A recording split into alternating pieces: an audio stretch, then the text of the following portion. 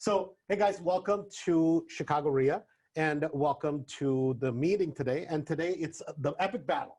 It's the battle of the single family and the multifamily. We have the gloves kind of hidden over there, so we're going to kind of box each other, see who wins. All kidding aside, I think this is going to be really, really fun because this is a topic which is a very hot topic whenever we have done it. And there is a method to this madness today, which is Luke has kind of built up a huge portfolio of multifamily properties.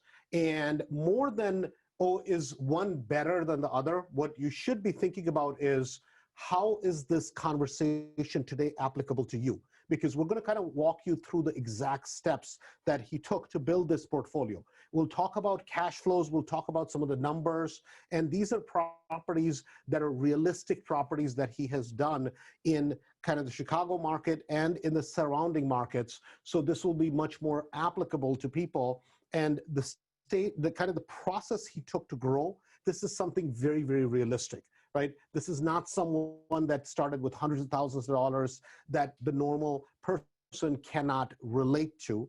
So having said that, I'm going to kind of have Luke give you just a brief background of where he started, kind of what was he doing in his life. And then we're going to jump into the good things about single families, the bad things. The good thing about multifamilies, the bad things about multifamilies. And then we'll start getting into the entire thing because I want you to have a good background. And having said that, this is something important that for those of you that want a list today, since Luke is here and he loves multifamily properties, so all the way up to from 2 flats to 4 flats, we're giving away the hot list. It's only available if you are on the webinar today and if you have registered for the 3-day. If you have not registered for the 3-day, you're not going to get that list because we want to limit how many people get access to the list. So it's going to be available to about the first 25 people that are going to be joining us. So please make sure if you register for the 3-day, the cost is only $67. Yeah. To go to the next 3-day. And the way you register for that is andrewholmesevents.com, andrewholmesevents.com. For everybody that is from Mastery, you don't have to panic.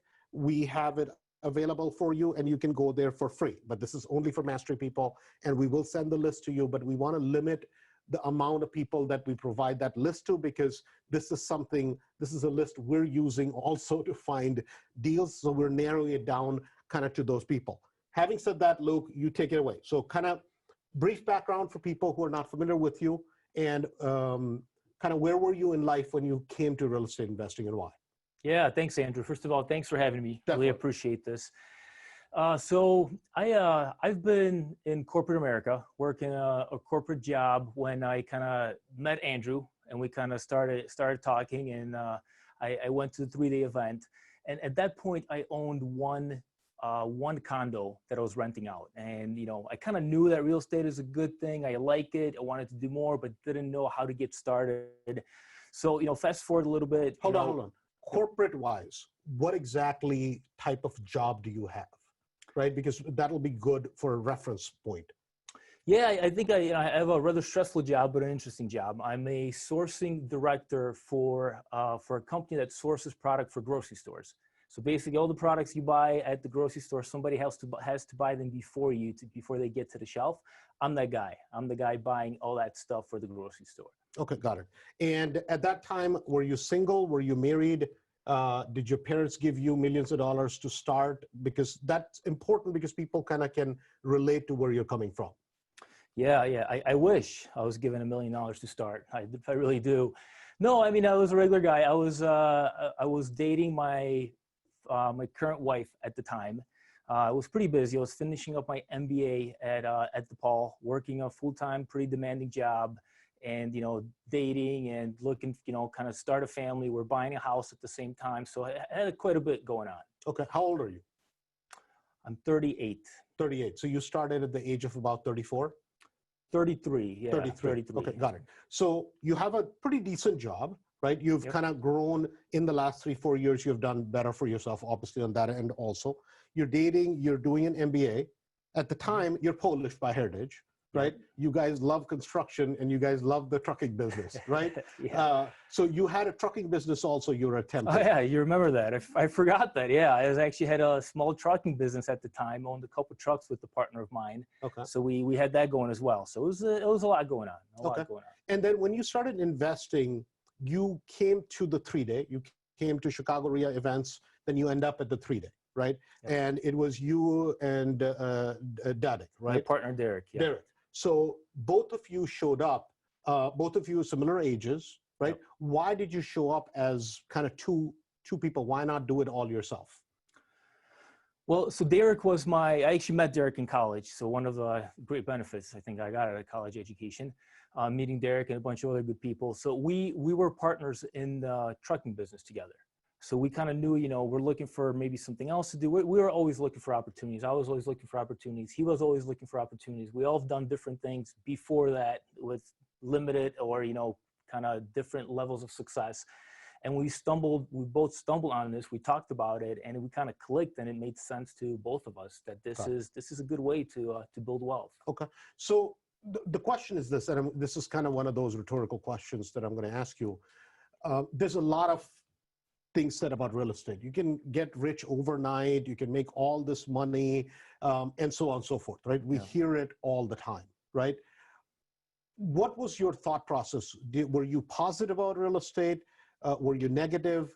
When you show up at Chicago RIA, right? Or when you show up at the 3-day and there's this crazy guy, meaning me, talking about, oh my God, you can do well with real estate. Was that a pill, the Kool-Aid? Did you swallow that? Or what was the thought process? Because a lot of times people watch these, they're like, well, I wonder if this is real, right? Yeah. What was your thought process? Initially, Indian guy, doing real estate, right? That skepticism. That was my first reaction. I'm like, so if seriously? I went to Dunkin' Donuts, yeah, maybe I'm like, is this a Subway okay. seminar you need to be in? But yeah, so it was skepticism. Absolutely. I was skeptical about it. Okay, got it. And what was that? Because you came around, you're kind of first, second generation immigrant, right? Yep. And we tend to be a lot more skeptical about a lot more things. We're not open-mindedness, even for people that are Indians or Polish, is not something that we're very open to. Right. But you pretty quickly kind of came around. What was that thought process? Why was that? Because that mindset is important. Yeah. That at some point you have to be open-minded that this is going to work. Yeah. So, as I mentioned earlier, all my life since I was 15, I was looking for opportunities, had some kind of a side hustle, tried different things. So I kind of over the years, I think I developed a little bit of an eye of like, does it pass the smell test, right? And then, the numbers, I'm a numbers guy. I'm an analyst at heart. That was what my concentration was in college. The numbers made sense to me. And I'm like, the other stuff seems like I just need to learn the other stuff.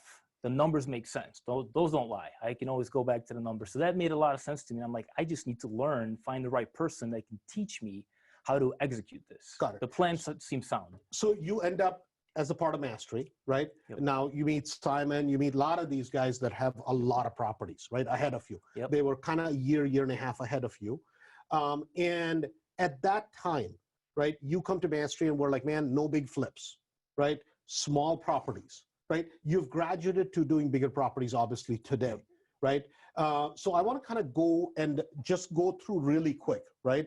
For those of you guys that are attending the webinar today, you've never been on one of the Chicago RIA webinars. We're opening this up as we go into the next week. We have another one actually coming up, which is on Thursday. And that is, this will be a fun one, Luke. This is from 0 to 10 million and how I built it. I've never taken the time to kind of go through the exact steps one by one. So 2008, 2009, 2010, what were the goof ups that happened and how I built it. So that's going to be on Thursday at 7 o'clock. So make sure you register for that if you haven't.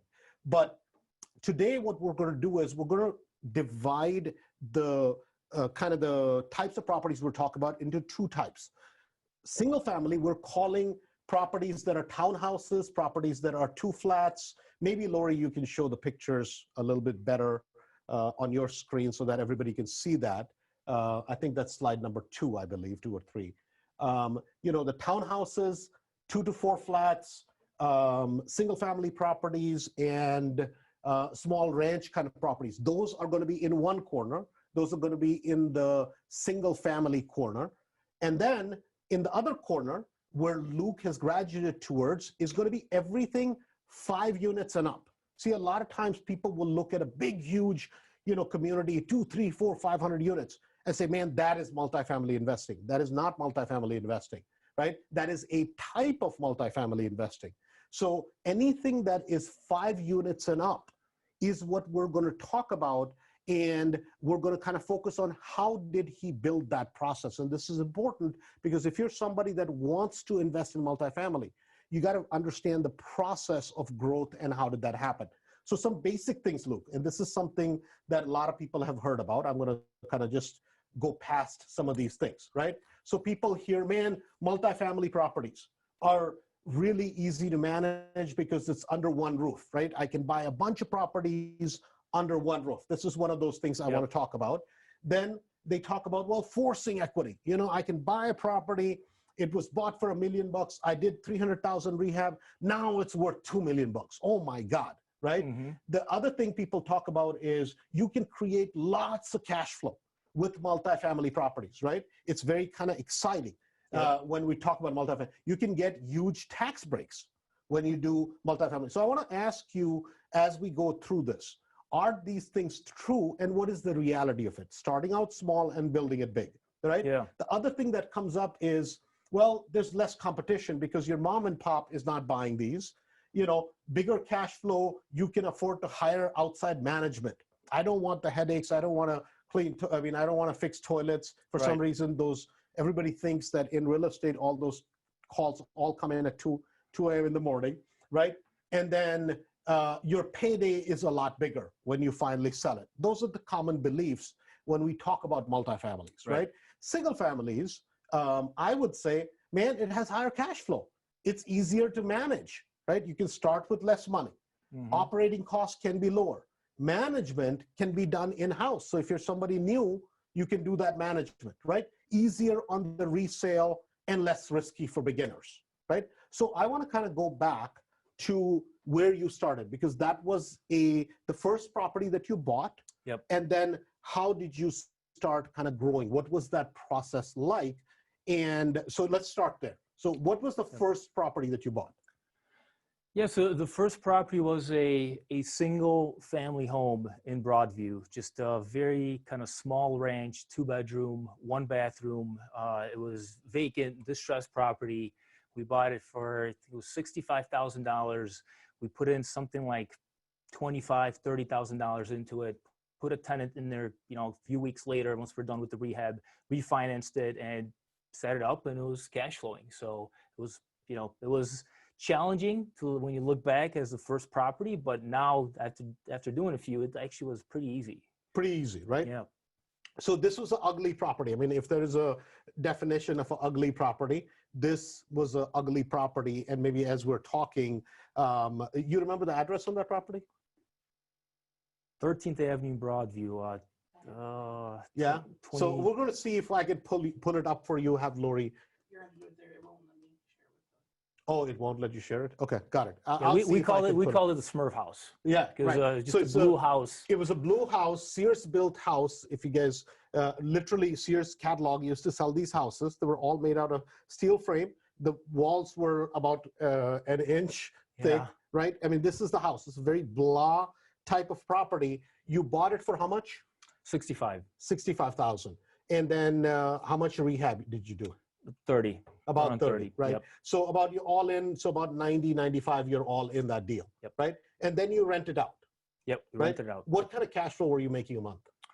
So we rented out, we refinanced it, right? It appraised for, I think, 120. So we got pretty much all of our money out. So we had I think we had zero invested in it. And it was cash flowing $450 a month. Okay, so it fits all the mastery numbers we talk about. Oh, absolutely. Right, every single thing. Now, when you rent it out, after that, did you do more rentals? What did you do after that?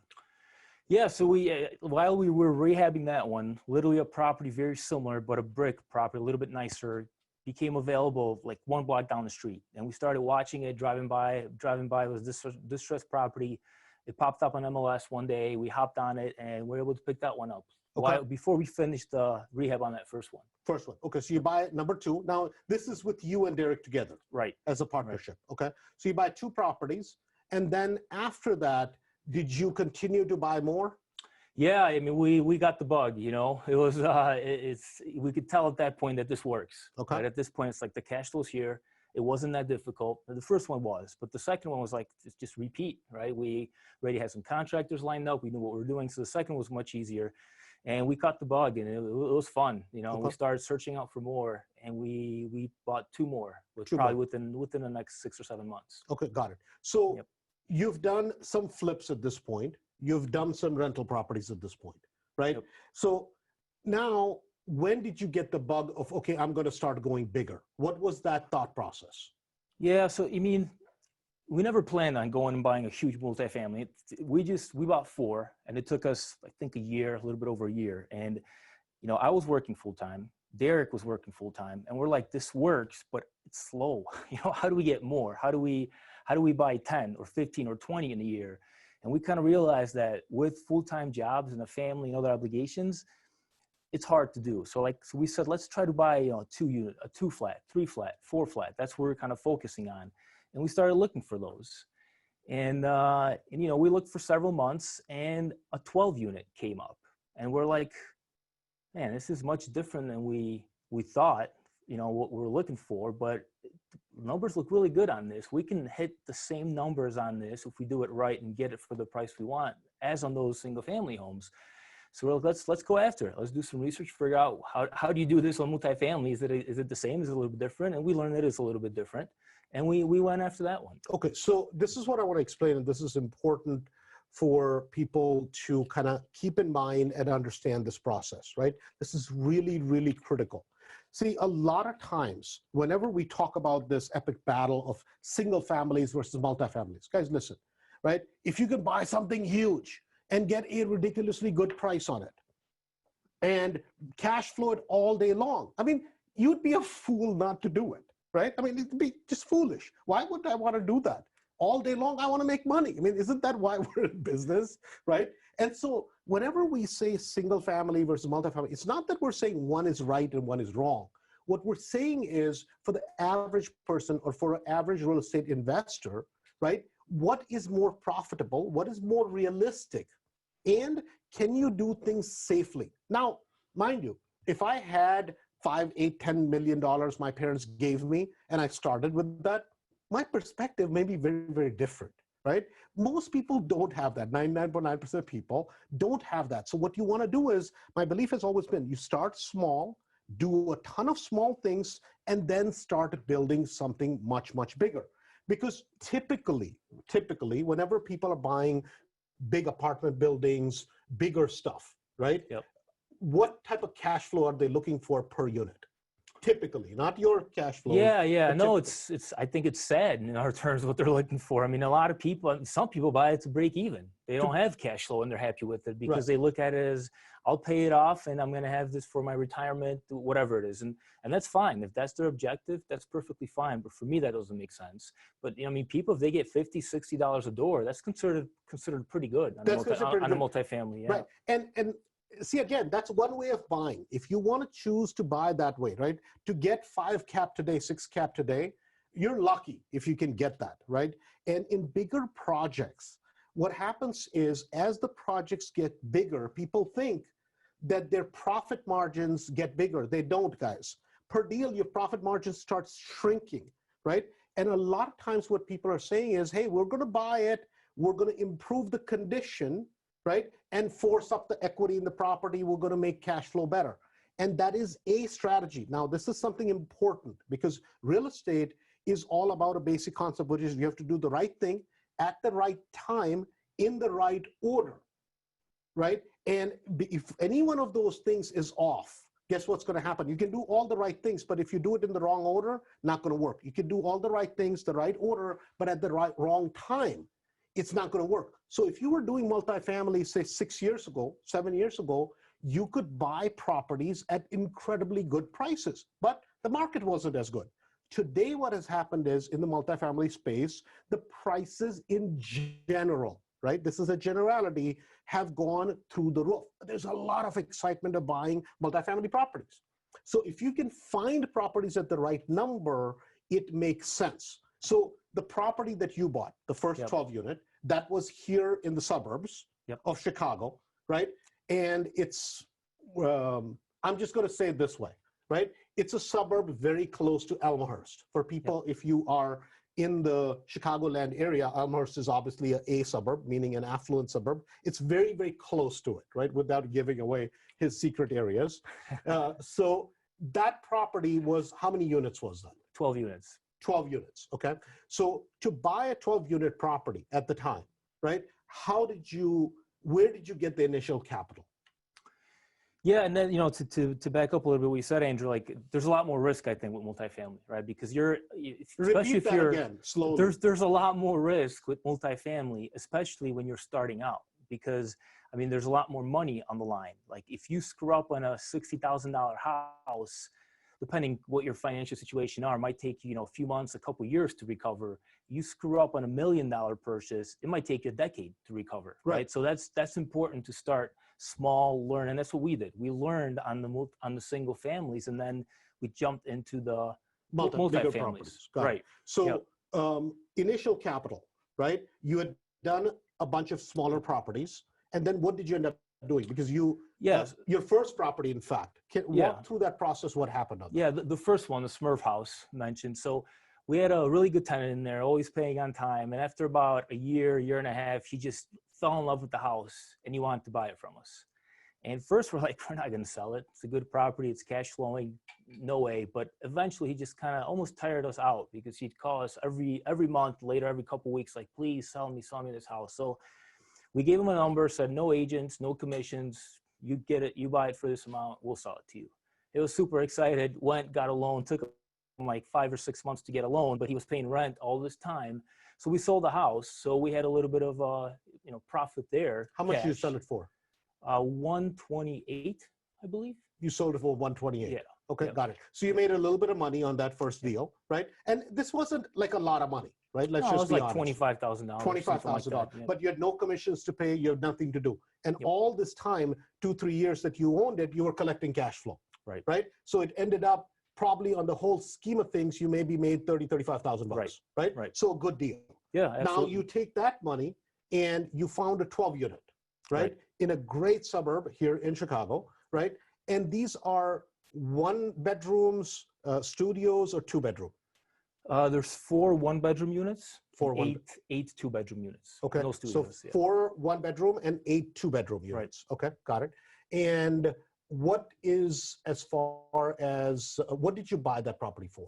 800, like 790 exactly. 790. Okay. Yeah. So they bought it for 790, and this is important. The reason I'm asking him those numbers is because these numbers need to make sense. So you buy a property for 790,000. Now, if you're watching this, what you think about is, well, how does this work? He started with, he's a corporate guy.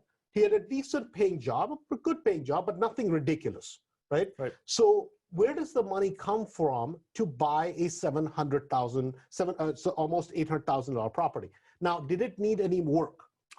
Yeah, it needed a little bit of work because actually they needed one big project. We needed to install a sprinkler system and a fire alarm system in the building, which was a pretty extensive project. And I think actually that's why a lot of buyers were scared away by it. So that's another reason. Like you need to find for things that you can actually do a little bit differently, think outside the box, improve the property, take on things that maybe others are not willing to do to get a good price in multifamily. Got it. So basically, it was a property a lot of people were scared of because you got to put a fire suppression system in the whole unit, right? And you said it was a 12 unit, right? 12 unit, yeah, in the whole building, yeah. Every unit, yeah. So what was your estimated costs in terms of rehab on that property?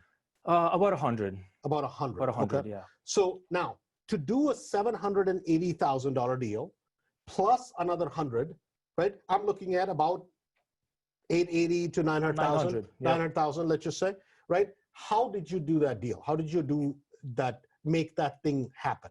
Right. Yeah. So, once again, the financing is a little bit different on multifamily versus a single family. So you can do it the same way you do a single family, but then you have to go find hard money or personal, or other people's money, private investors to give you $900,000. you ever tried finding 60 or 70, you know how difficult it could be. So that was probably out of the question, finding $900,000 in cash, somebody to kind of partner with or borrow you the money.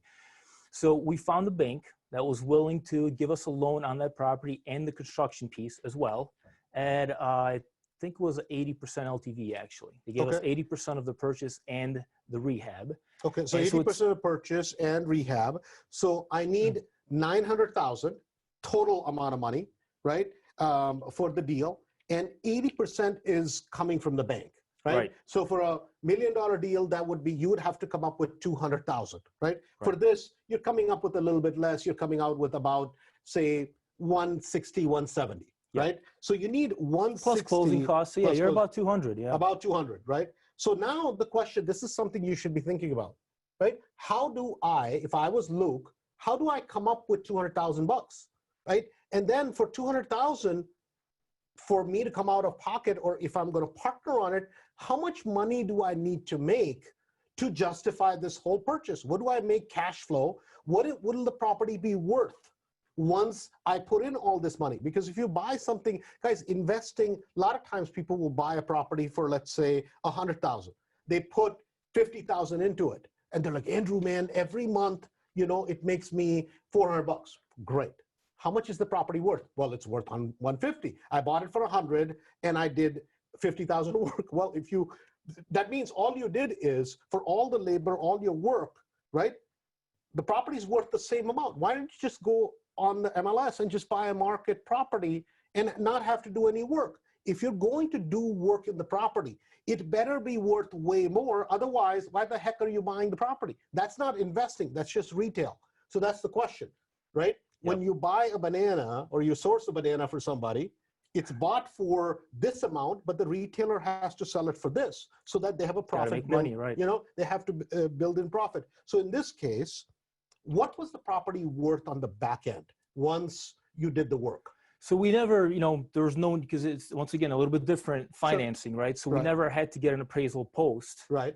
But the bank said when they underwrote the property, they estimated it's going to be worth about 1 million once we're done. About 1 million. About 1 million, yeah. So we're going to force 100 grand, create basically value of $100,000 by about doing what 10% we set out equity to do. You're creating in the property. Right. Got it. Right. Now, this is a question. This was what, 2.5 years ago now? Yeah, it's going to be 3 in a month or 2. Yeah. So this was your first bigger deal. Right. Right. If you were to sell it today, you think you can sell it more than $1 million? Oh, I'm very confident it's worth 1.2. 1.2 at least, minimum, minimum, right? And that is called investing, right? So now you put up 200,000. So you had 30, 40,000 that you made from the first deal, 30,000 or so. Where did you come up and how did you come up with the rest of the money? Yeah, so we need 200. We had a little bit from that house. Derek and I had a little bit personal savings, so we used that.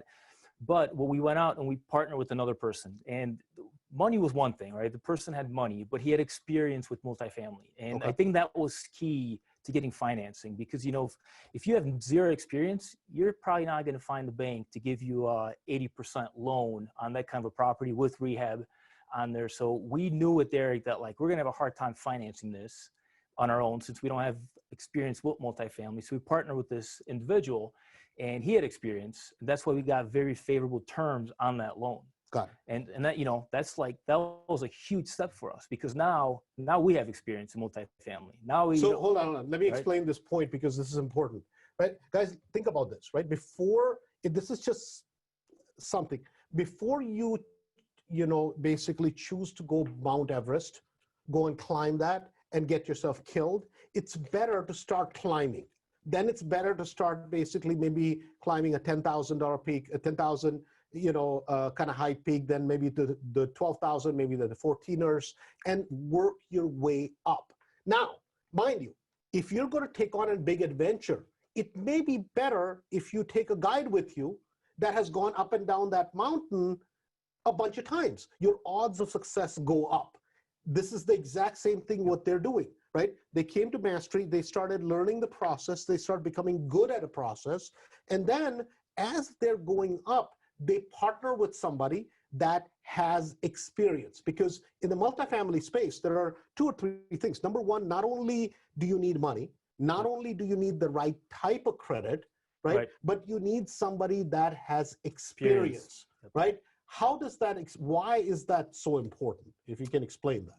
Yeah, I mean, banks look at it a little bit differently than they do single family. So they look at the property a lot more, and they're like, who are these people that are going to run it, right? It's their money. 80% of that money is the bank's money, and they want to make sure that it doesn't go to waste. They don't lose money. Like whoever people tell you about banks, their number one priority is not to lose money, right? That they don't want to lose their money. So it's important they know that the people running this project, they have experience, that they're going to perform. They're going to turn this into something better, not something worse. And that's a very important consideration for banks on multifamilies. They look for that experience. Got it. So this is the other point. Well, if I share it with somebody, like a lot of people have that mentality, but Andrew, I don't want to share it with anybody. I just want to do it, right? Why did you think that was okay to share it with people?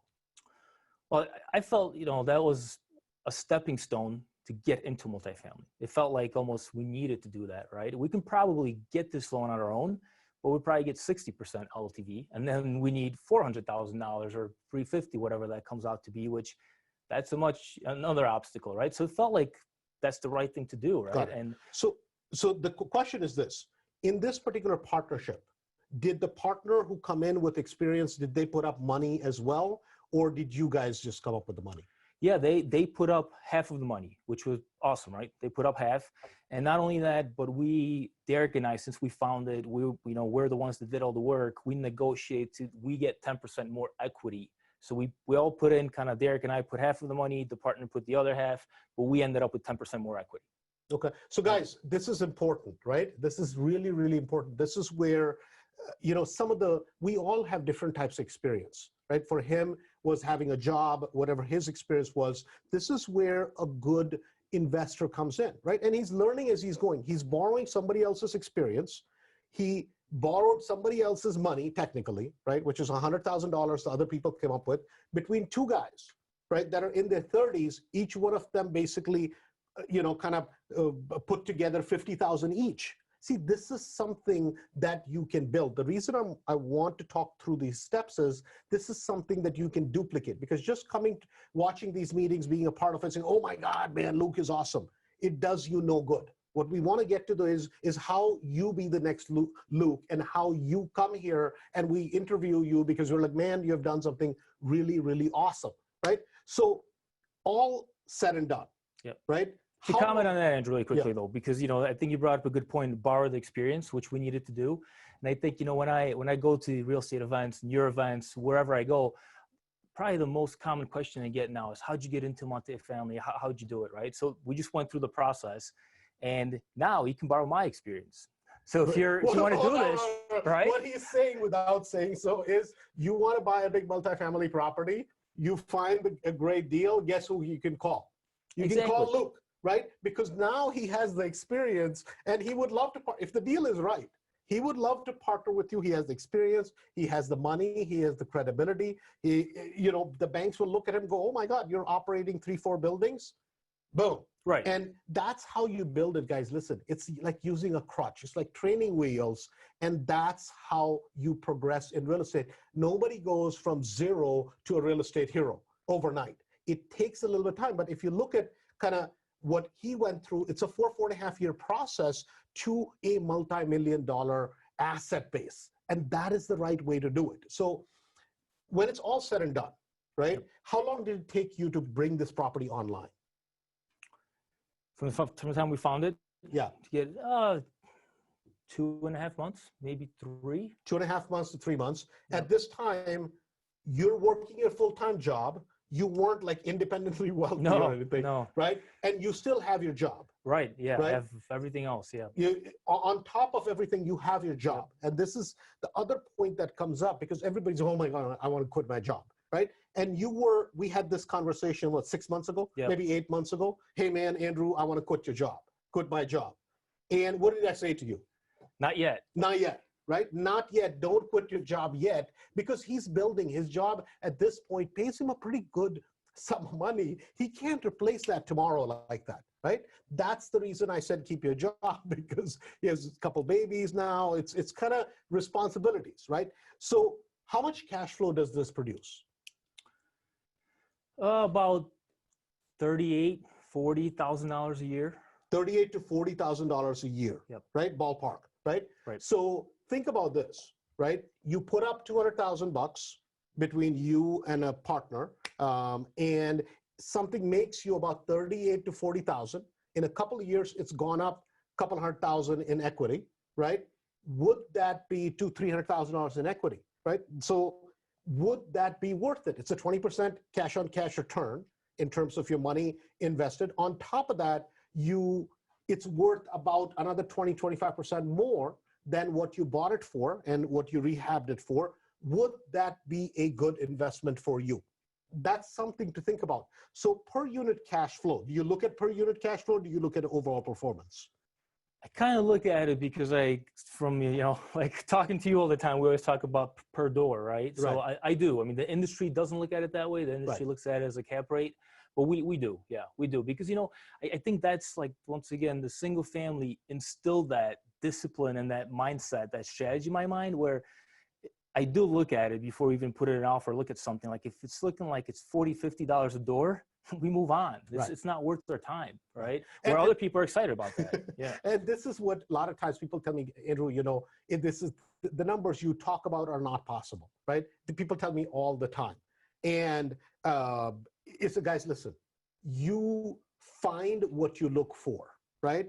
If you are looking for friends that are a bunch of basically hooligans, that are a bunch of idiots and they drink a lot, they party a lot, guess what you're going to find? You're going to find party animals. You find people who are going somewhere in life who are driven, guess what you're going to find? You're going to find people who are driven who are going somewhere in life. That's just how it works, because just to kind of depress you a little bit, right? Marta, our friend. Yeah. Our common friend, Marta, yeah. right? So for those of you guys that don't know, in a year, right, Marta went from 0 to 20 properties in a year.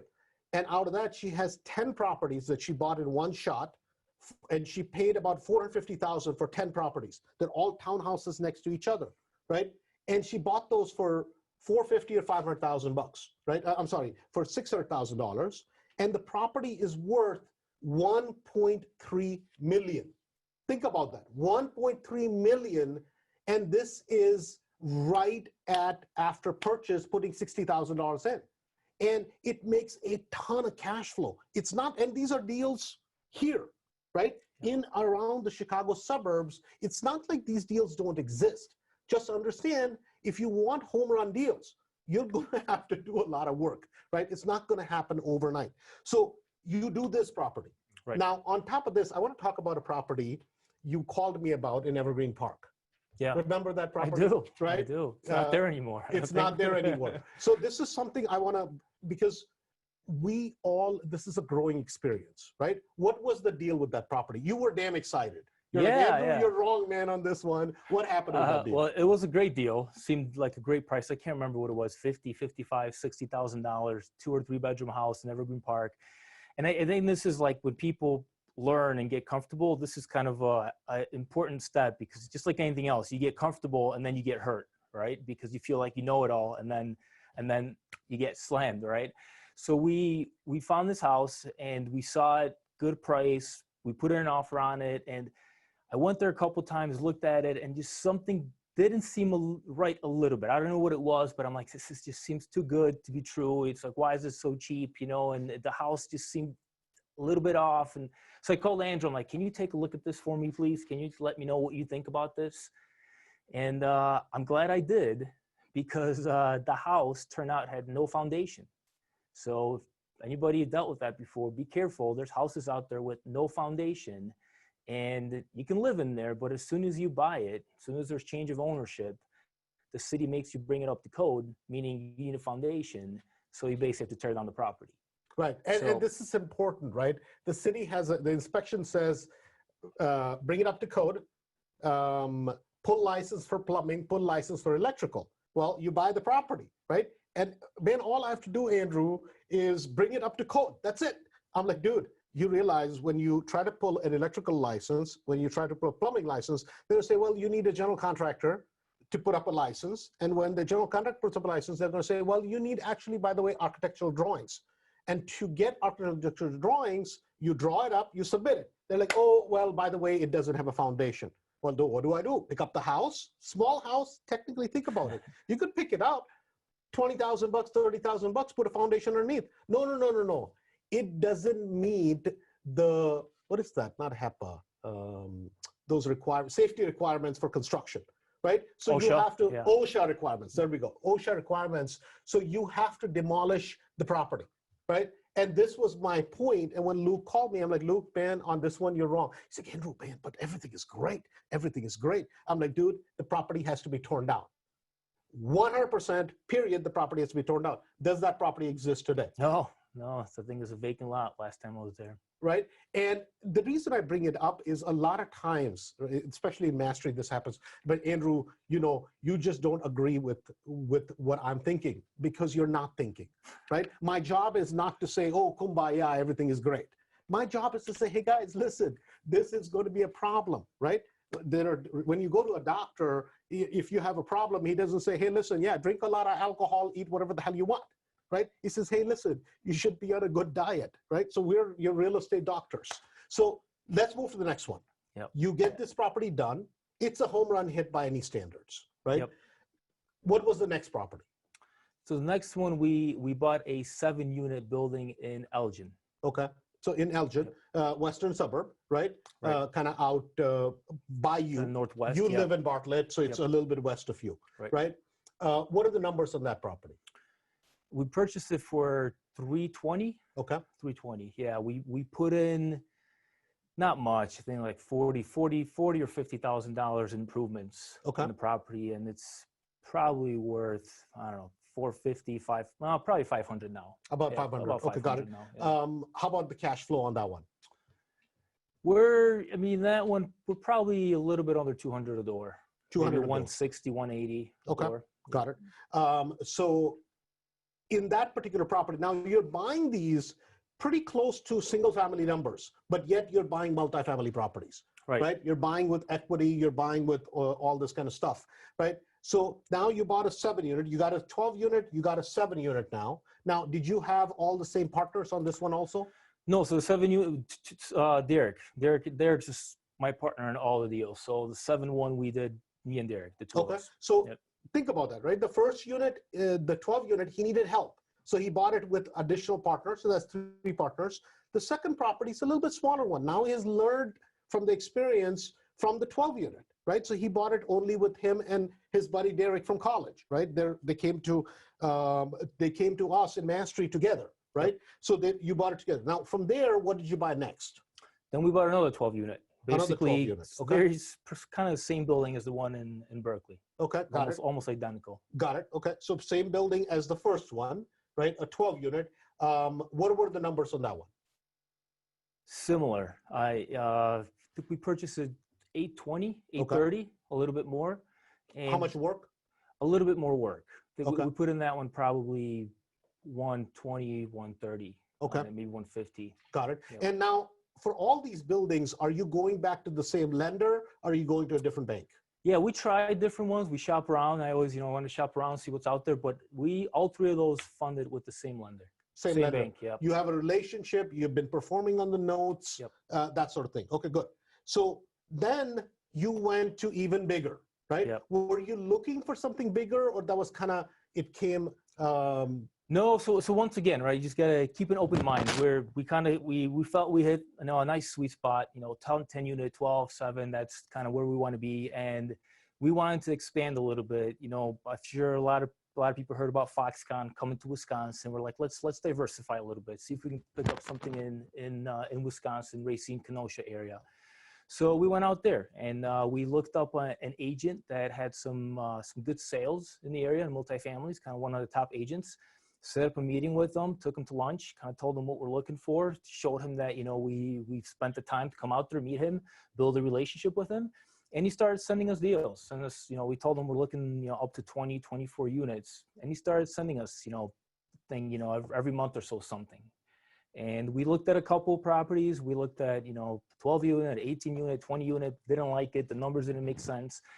And then one day, frantically, he calls me. He's like, "Luke, you got to buy this property. You got to come in, put an offer, buy the property. It's such a great deal."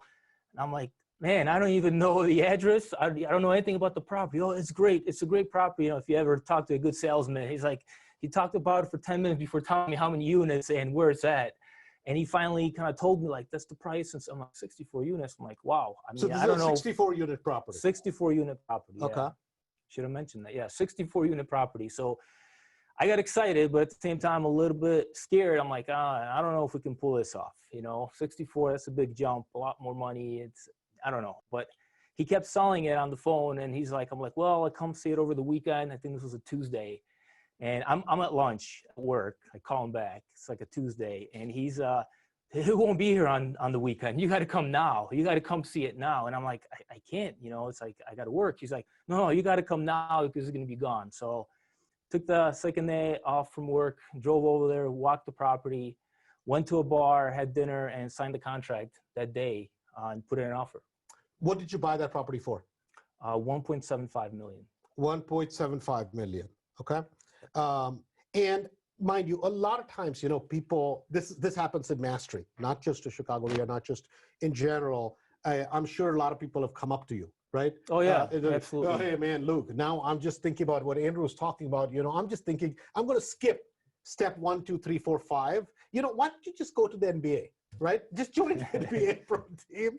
You know, just dunk a bunch of basketballs. You make a lot of money, right? Guys, this is stupidity, right? It's stupidity like anything else. You don't become a surgeon and operate on somebody's heart and skip med school, right? Just saying, right? You're probably going to kill the patient. Doesn't matter how good you think you are. Right? There's a process, and if you can speed up the process, it's based on work. If you're willing to work harder and dig up a lot of dirt, you can speed up the process. But if you try to skip steps, you're going to fall on your face 95% times. I'm just telling you, unless you have a very rich father or, you know, somebody can adopt you and has a lot of zeros behind their name and you can commit a lot of crazy things, go right ahead. But for most of us, it doesn't work that way, right? So 1.75, and now you're starting to get into that bigger numbers, right? So what was the thought process this time? You go back to partner that you had for the first deal. How did the deal come about? Yeah, well, just to kind of what you mentioned there, I mean, every one of those buildings, great learning blocks, right? We learn more and more and more, 12 units, 7 unit, 12 unit. And then you, just like single families, you start seeing a pattern, right? Like this is things you can improve. This thing, stay away from this. This is easy fix. This is difficult. This looks easy, but it's difficult. This looks difficult, but it's easy. So you know, going into that, we knew that, right? When that opportunity came up, I was able to put an offer on it that same day, basically spending an hour in 2 buildings. It's 2 32-unit buildings. So just an hour inspection. And right there, I knew, I'm like, this is a great deal. I mean, I didn't really need much more. I'm like, for this price. At this point, and I want to point this out, at this point, mind you, right, when he doesn't have the money, right? No. If you realize that. Throughout this, he's buying properties. He doesn't have the money. All he knows is this is a great deal. So let me at least get the sucker under contract. The agent's done their job. Guys, this is the life of an investor, right? If you truly want to grow, a lot of times you're not going to have you know that this is good. Things are good, but you have no idea how the hell am I going to get there, right? But I want to point out another thing. At the same time, all of this is going on. You got married, right? You had a baby. 2, yeah. Then you had another baby. Yeah. You have your job.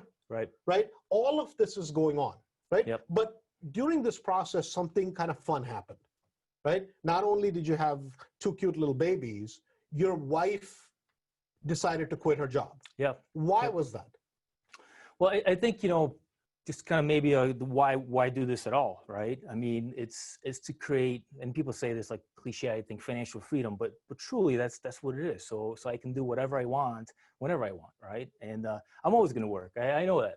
My wife tells me I'm a workaholic. I'm going to work, but I want to do what I want to do, and like I really enjoy this. And my first goal was I got to get my wife out of work because we have 2 little babies. She's killing herself going to work every morning and then coming back, not spending time. I feel it's hard on her. And that was my priority once we had the first baby. And, you know, just having one job, one income, even though I make decent money, it's enough. You know, kind of very risk averse. And for me, that was, I don't know if I'm comfortable if I lose my job. What happens then, right? This extra income that we have now from the properties, that's just a safety net. I mean, it's just, And, I'm and comfortable now, this is right? really, really important, right? If you've ever been around us, if you've ever been, I have a tremendous amount of respect for people like him, right? I'm not in the corner of people, well, Andrew, I did 8 deals, I quit my job. Good for you. You're not going to be around, right? Next year, you're going to declare bankruptcy. I'm just guaranteeing it.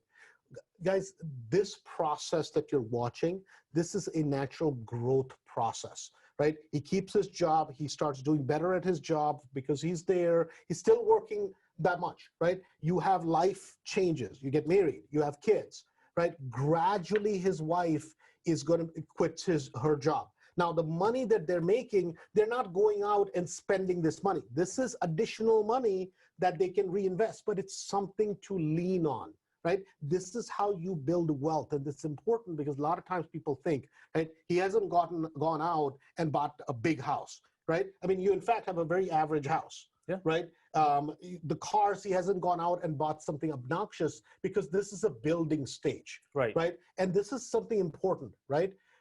People who think they are rich, they measure their success in the size of the house they live in, right? People who are business people who build wealth, they measure their success in the number of houses they own, other people live in. Neither is right or wrong. My point to people like him is, hey man, listen, right now you're in your 30s, you have young kids, enjoy. They have no idea whether you live in a mansion or you live in a small house. By the time his kids get to that 8-9 years, he can buy a big ass mansion, the boat and whatever the heck else he wants to buy. Because first buy assets, let the assets pay for your stuff, right? You've kind of taken that to heart. Oh, absolutely. Right? Cash flow, right? Have the cash flow pay Have for the your cash flow. expenses, yeah. So for this deal, 1.75 million, walk me through what kind of down payment did you need? How much rehab did it need and how did it come together? Yeah, so I don't think you're gonna believe my numbers on this once I tell you, because I just found out what the valuation is on it.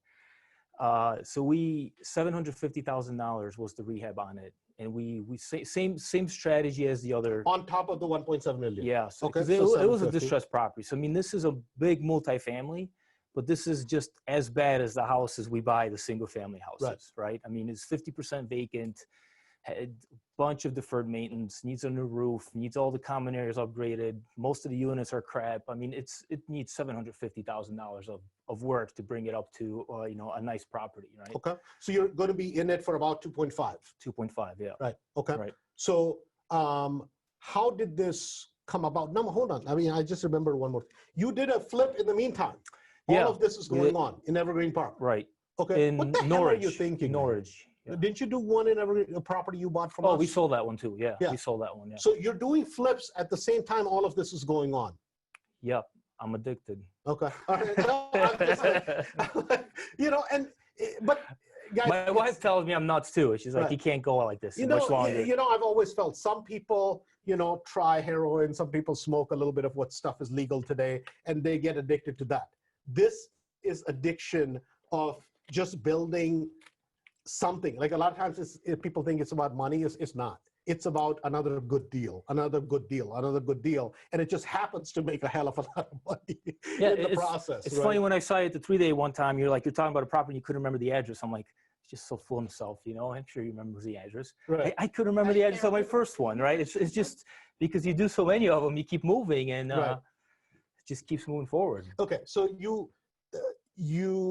obviously the money you're making from the flips, the couple flips you did in the meantime, you're dumping it back into all of this. Yeah. We Right. sold the rental property, made another rental property, single family. We did one flip. We did another kind of almost a wholesale, really quick one, just kind of fell in our lap. So we created some cash from that. And and the interesting thing is that a lot of those just came from network. Right. I mean, just the flips, 2 flips, they just came to us. We didn't even look for flips. Just someone called us knowing that, we can close deals, we can buy, and it was a great deal. And we couldn't pass it on. Got it. So 2.5 million. So how did the numbers work out on this? So we are now in the refi process, which is Okay. not easy with COVID going on, but we're So you basically, how long has this process been now? so we're a year and a half into it. Year and a half Year into and a it. half Okay. into it. What was the vacancy rate or what was the occupancy rate when It's you bought 50%. it? 50% occupancy. 50%. It was losing money. It was losing money left and Okay. right. Yeah. So this was truly a distressed property. Oh yeah. Okay, Yep. got it. Yep. And then through COVID, how's this whole thing been? It's been actually pretty good. It's been better than expected. We're collecting all rents. I mean, we have like 95% collected every month or better. So it's been much better than we So you expected. cleaned out the tenants that were there? Yeah, I mean, out of the original ones, we maybe have 10 left. We had 30, we maybe have 10 left. Okay, so you got rid of those. Got rid of those, put new ones in, remodeled the units. So, it's all nice and upgraded. And we have quality tenants in there now, all of them properly screened, proper leases. Who's doing the management? You're doing or offsite? No, we just, that'll be too much. Okay. That'll be too much. So we hired a management company over there, a local management company that manages for us all the day-to-day stuff, the tenants, relations. We manage the rehab, the CapEx, but we have a management company doing all the management. So you did keep kind of that management where the numbers can really go crazy, which is the rehabs. You kept that in-house. Right. And the management company, a lot of people think, it's easy, I'm going to give it to a management company. We went through 3 of them in the first year. We fired 2 management companies in the first 8 months. It's horrible. It's a horrible experience, but learned quite a bit.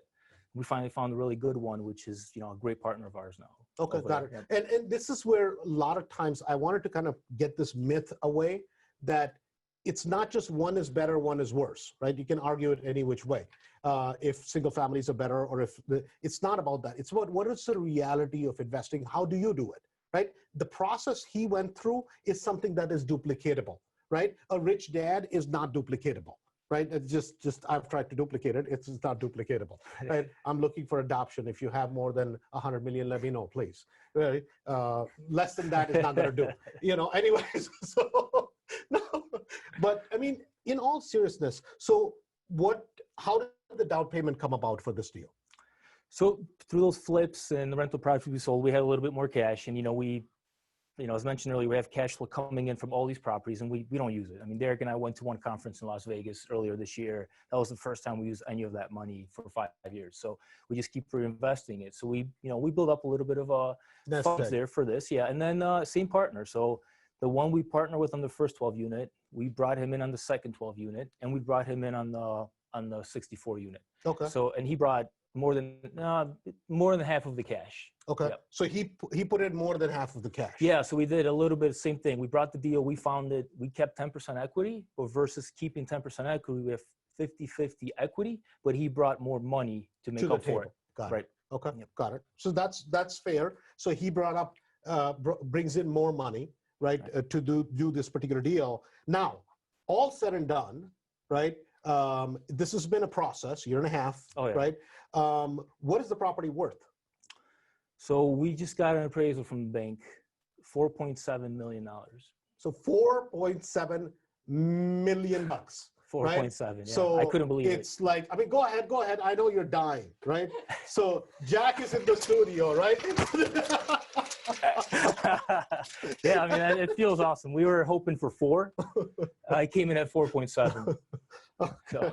I know Jack was just dying to do this, right? No, but in all seriousness, right? Yep. And again, guys, listen, this is not as much as we kid about it, as much as we laugh about it, right? Understand, there are 3 people involved. This has been a process, and you don't realize that profit until you sell it, right? The question is this, because a lot of times people will hear this, right? In Mastery, 3-day, people hear, man, I sold the property, made $2.5 million, I killed it. That's all they hear. Yeah. They don't hear you toiling away. The hard work, yeah. Right, for the last 3.5, 4 years with a job on top of babies, on top of MBA, on top of that stupid trucking business that you had to sell in the meantime, the partners, all this stuff, nobody hears that. All people hear is, oh man, Andrew, Luke killed it, now I'm going to kill it. No. You're getting killed. Right? If you try to skip the process, you're going to get killed. And I'm not being facetious, guys. I'm trying to get you to understand the seriousness of it, right? This is a progress. I didn't know this number. I didn't either until last week. Okay. So now in this particular case, you guys have about 2.5 million, maybe a little bit more in the deal, right? Are you guys doing a cash out strategy? What are you doing now? Yeah, we're doing a cash out strategy. So we're going to pull out all of our money, probably a little bit more, and end up with an awesome cash flowing property with tons of equity on it. So what kind of cash flow is going to be there on this one? right now, in the current financing we have, it's probably around 180 a door. 180 a door. 170, 180 a door, yeah. Right? But Yeah. I mean, here's the interesting thing, right? It's $180 a door, right? Times 64. You do the math, right? It's a pretty good number. And at 180, you realize if you go to any of the multi-unit conferences, nobody's going to They won't believe these believe it, numbers. right. Nobody will believe these numbers. Yeah. Right? Yeah, Because they're going to absolutely, say, you're yeah. making this up. Yeah. Right? And you're hitting these on property after property after property, if Right. not better, right? Yeah. In terms of cash Right. flow. So what do you say to that person that is watching something like this? Because people watch these and they're like, oh, you know, I have a 400 unit, there's a golf course, there's 8 swimming pools, man. You know, what do you say to that person that wants to do something like this? Because a lot of people, right, would love to do something like this. I mean, first thing, just get off your ass, right? Just start doing something. That's the main thing. I mean, I think a lot of people, like you said, they talk about doing something. And, Yeah. and I had this happen to me personally. People come up and how did you get started? And I give them a little bit of advice. And then I ask them 3 months later, oh no, I got busy. I didn't do any of it. Well, that's number one thing. Just get started. Go to a seminar, read a book, listen to some podcasts, you know, but there's just so many free sources out there right now. Just get started and keep going, keep plowing, just be resilient, right? And you'll get there. You'll get there. It's a lot of hard work. No, You'll get there. you know, I think one of the best things, right? The reason we've had you on and we've kind of followed that process is because you're doing everyday things, man. Right? Yep. I would love to say that you're that.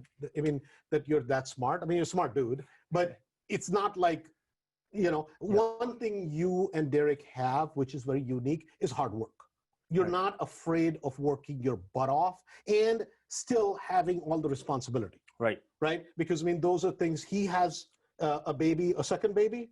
Now? He's got 3 girls. Oh, he's got 3 girls now. Got 3. Holy cow.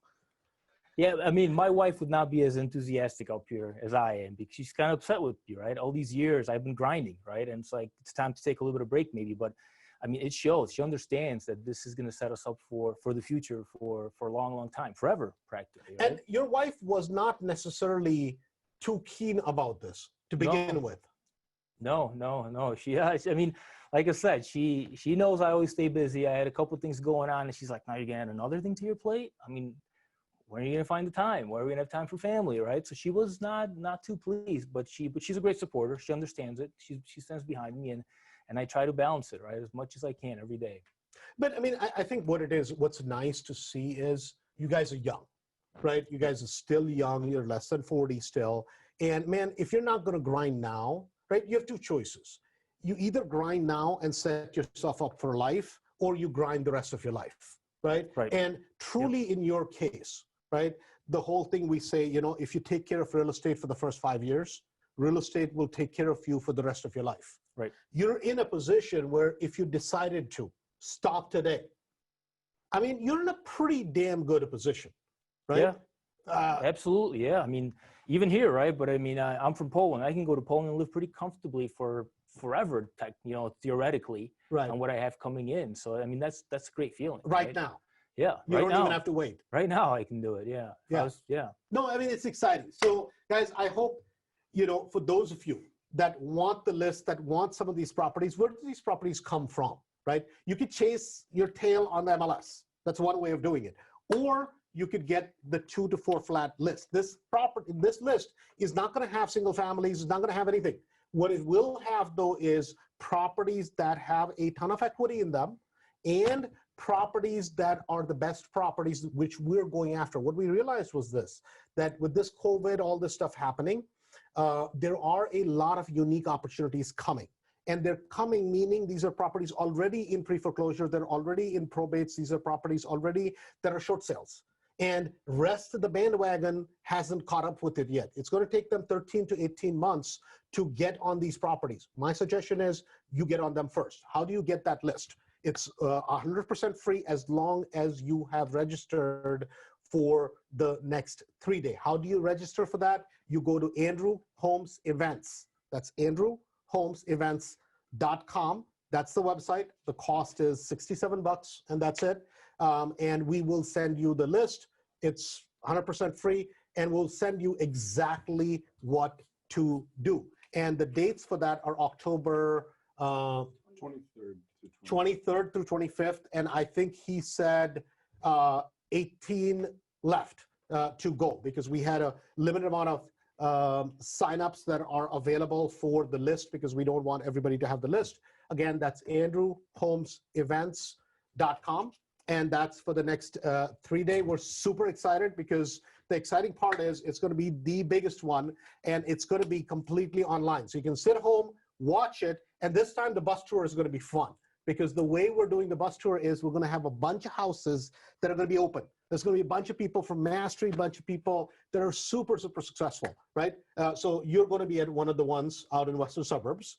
Luke, surprise. Oh, surprise. Right? Great. This is your responsibility because what we want you to do is we want you to meet, we want you to interact with different people. For those of you that are watching from out of town, that are not here, we're going to do a live bus tour where we're going to go through properties, and you're going to get to watch that with me. We're going to point out all the things we want you to learn.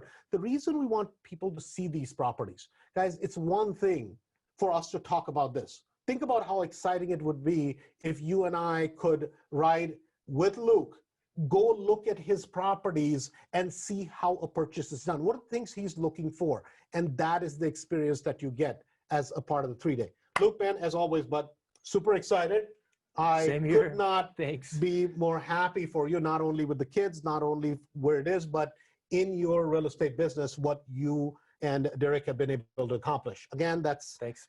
andrewholmesevents.com. Make sure you register and make sure that we send you the 2 to 4 flat list. And now it's 11 spots left. Please make sure you register. Thanks a bunch. And I hope you enjoyed the meeting. Talk to you on Thursday.